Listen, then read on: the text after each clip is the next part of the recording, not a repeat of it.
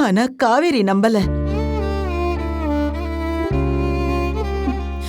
அவ உங்க மேல நம்பிக்கையா தான் இருந்தா.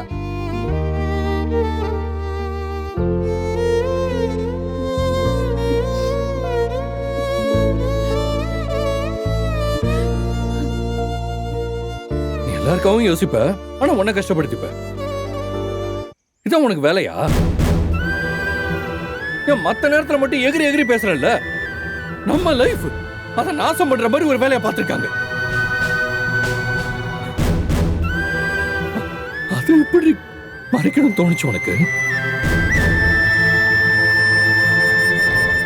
எமோஷனல் பிளாக்மெயிலுக்கு அப்படி ஈஸியா வேல்யூ கொடுத்துருவேல?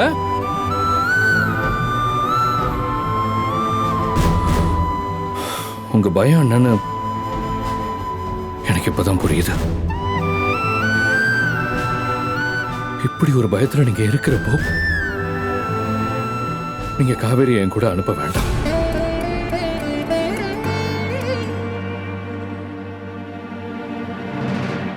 நான் போய் என் வீட்டுல எல்லாத்தையும் சரி பண்ணிட்டு திரும்ப வந்து காவேரி அழைச்சிட்டு போவேன்.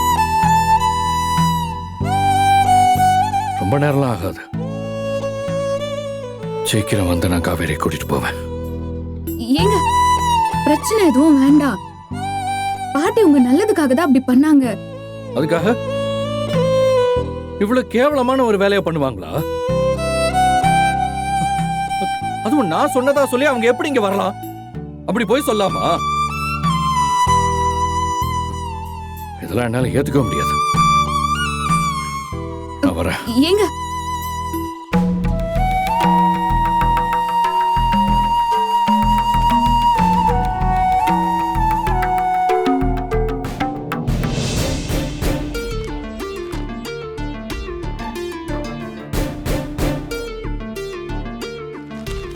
யோ, அங்கே இல்லையா?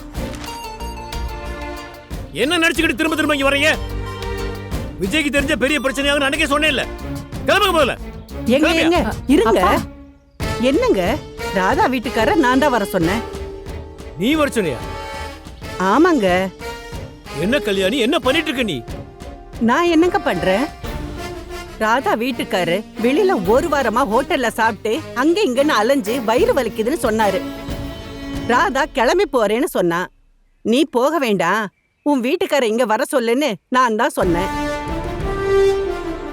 ஹாஸ்பிட்டலுக்கு போன மாமா, அசிடிட்டி அதிகமானதுனால ஏதேதோ சொல்லி வெளியில சாப்பிட வேண்டாம்னு சொல்லிட்டாங்க மாமா.